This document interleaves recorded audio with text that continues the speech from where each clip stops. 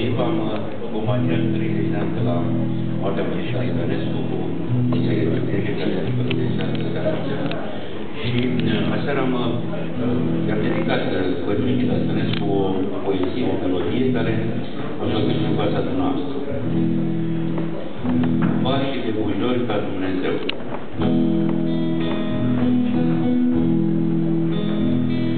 Pașii de bujori ca Dumnezeu, când pe moarte mă întorc la mine, să las mormântul vieții dus cu greu, pentru mormântul ce mi se cuvine. Prin pragul de întuneric de pe sus, prin frigul de întuneric de pe mine, mă duce întunericul cenos, să văd cu ce întuneric îmi stă bine.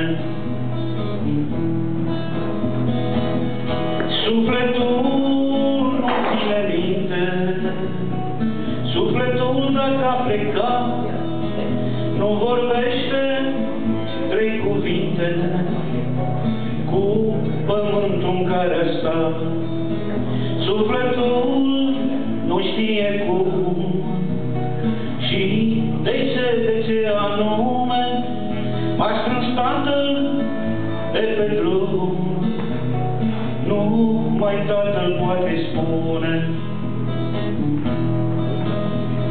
Mi-am spălat mormântul pe picioare, l-am adus în casa mea să stea, bucuros că dacă-l văd în stare, mă va duce unde va vedea. Doarme lângă mine pe meștoară, fericit că dacă voi trezi, va ieși în haina mea afară, din mormânt în fiecare zi.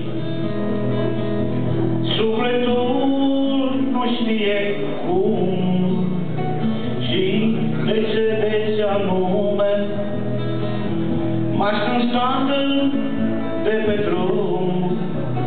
Nu mai tatăl poate spune. Tatăl nostru mă privește și surâde că am uitat că în sufletul meu este doar cât Dumnezeu mi-a dat. Îngerii au rămas fără cuvinte, îngerii și astăzi cred că-i vis, văd că mi-este Tatăl înainte, cu tot drumul cerului deschis. Îngerii s-au tulburat odată și-au adus aminte că într-o zi au intrat unul deschis de Tatăl, unde intră numai îngerii. Când pe trupul meu se cheamă, suferința m-a îndecit, beau de Dumnezeu o cană și m-am îndumnezeit. Glasul ultimului pas a venit să-mi dea o mână, dacă tot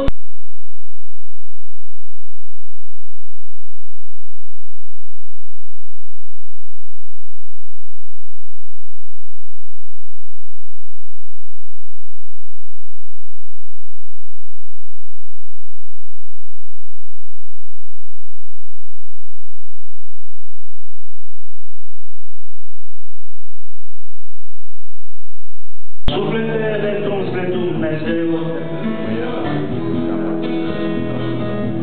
sufletul nu știe cum și de ce anume m-a strâns tatăl de pe drum. Numai tatăl poate spune.